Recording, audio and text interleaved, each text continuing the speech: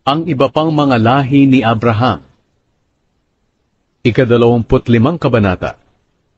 Nag-asawa ulit si Abraham, at ang pangalan ng asawa niya ay Ketura. Ang mga anak nila ay sina Zimran, Jokshan, Medan, Midian, Ishbak, at Shua. Si Jokshan ang ama ni Sheba at Dedan. Ang mga lahi ni Dedan ay ang mga Asureo, Letuseo, at Leumeo. Ang mga anak na lalaki ni Midian ay sina Efa, Efer, Hanok, Abida, at Eldaa. Silang lahat ang mga lahi ni Ketura. Bago namatay si Abraham, iniwan niya ang lahat ng ari-arian niya kay Isaac. Pero binigyan niya ng mga regalo ang iba niyang mga anak sa iba niyang mga asawa, at pinapunta sa silangan para ihiwalay sa anak niyang si Isaac. Ang pagkamatay at paglilibing kay Abraham. Nabuhay si Abraham ng 175 taon. Namatay siya sa katandaan na kontento sa buhay, at kasama na ng kanyang mga kamag-anak na sumakabilang buhay na. Inilibing siya ng mga anak niyang sina Isaac at Ismael, doon sa kuweba sa Makpela, sa silangan ng Mamre, sa bukid na dating pagmamay-ari ni Ephron, na anak ni Sohar na Heteo. Ang bukid na iyon ay binili ni Abraham sa harapan ng mga Heteo. Doon inilibing si Abraham at ang asawa niyang si Sara. Pagkatapos mamatay ni Abraham, binasbasan ng Diyos si Isaac, at doon siya nanirahan sa Beer Lahai-Roi. Ang mga angkan ni Ismael. Ito ang salaysay tungkol sa pamilya ni Ismael, na anak ni Abraham kay Hagar, na Ehipsyo, na alipin ni Sara. Ito ang mga pangalan ng mga anak ni Ismael, mula sa pinakamatanda: Nebayot, Kedar, Adbeel, Mibsam, Mishma, Duma, Masa, Hadad, Tema, Jetur, Nafis, at Kedema. Sila ang mga anak ni Ismael, at naging pinuno ng 12 niyang angkan.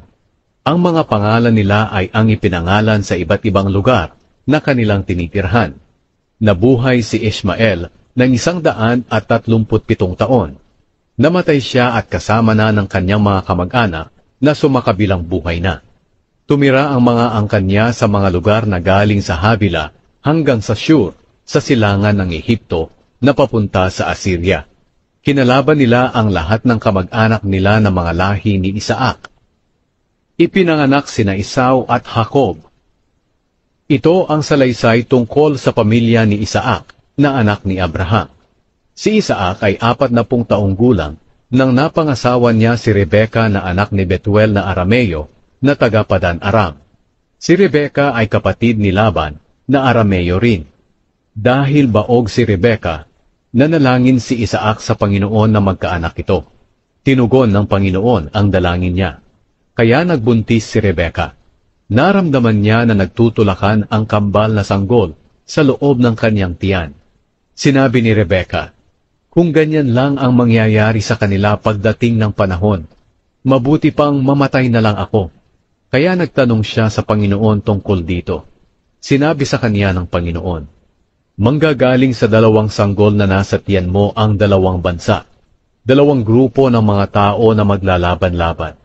Ang isa'y magiging makapangyarihan kaysa sa isa. Ang nakatatanda ay maglilingkod sa nakababata niyang kapatid." Nang nanganak na si Rebeka, kambal ang anak niya. Ang unang lumabas ay mapula-pula at balbon, kaya pinangalanan nila siyang Isaw. Nang lumabas ang ikalawa, ang kamay niya ay nakahawak sa sakong ng kanyang kapatid, kaya pinangalanan nila siyang Jacob. Si Isaac ay 60 taong gulang nang manganak si Rebeka ng kambal. Ibinenta ni Isaw ang kanyang karapatan bilang panganay. Nang lumaki na ang 2 sanggol, naging maliksing mga ngaso si Isaw, at palagi lang siya sa bukid, habang si Jacob naman ay tahimik na tao, at palaging nasa loob ng mga tolda. Mas nagustuhan ni Isaac si Isaw, dahil mahilig siyang kumain ng mga ipinangaso ni Isaw, pero si Jacob naman ay mas nagustuhan ni Rebeka. Isang araw habang nagluluto si Jacob ng sabaw, dumating si Isaw galing sa pangangaso na gutom na gutom.